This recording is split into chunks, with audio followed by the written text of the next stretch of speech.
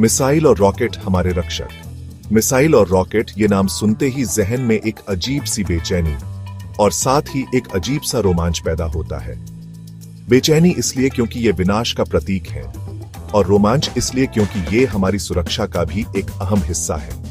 सरल शब्दों में कहें तो मिसाइल और रॉकेट ऐसे हथियार हैं जो दुश्मन पर वार करने के लिए बनाए जाते हैं।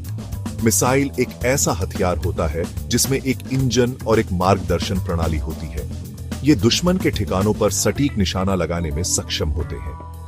रॉकेट मिसाइल से थोड़ा अलग होता है, इसमें मार्गदर्शन प्रणाली नहीं होती है।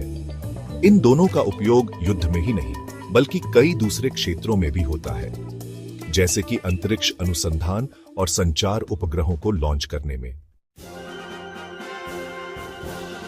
युद्ध में मिसाइल और रॉकेट का इस्तेमाल दुश्मन के ठिकानों, हवाई जहाजों और जंगी जहाजों को नष्ट करने के लिए किया जाता है।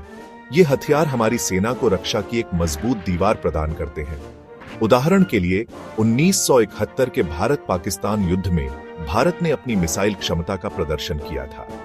इस युद्ध में मिसाइलों ने भारतीय सेना को पाकिस्तानी सेना पर निर्णायक बढ़त दिलाने में महत्वपूर्ण भूमिका निभाई थी। मिसाइल और रॉकेट अंदरूनी नजर। मिसाइल और रॉकेट बनाने के लिए बहुत ही जटिल तकनीक का इस्तेमाल होता है। इनमें कई तरह के ईंधन, इंजन, मार्गदर्शन प्रणाली और विस्फोटक सामग्री का उपयोग किया जाता है। इनका निर्माण एक जटिल प्रक्रिया है जिसमें कई वैज्ञानिक और इंजीनियर सालों तक काम करते हैं। भारत मिसाइल और रॉकेट शक्ति। भारत ने पिछले कुछ दशकों में रक्षा अनुसंधान के क्षेत्र में बहुत तरक्की की है। आज भारत के पास अग्नि, पृथ्वी, ब्रह्मोस जैसी शक्तिशाली मिसाइलें हैं। इन मिसाइलों के विकास ने भारत को एक शक्तिशाली राष्ट्र के रूप में स्थापित किया है।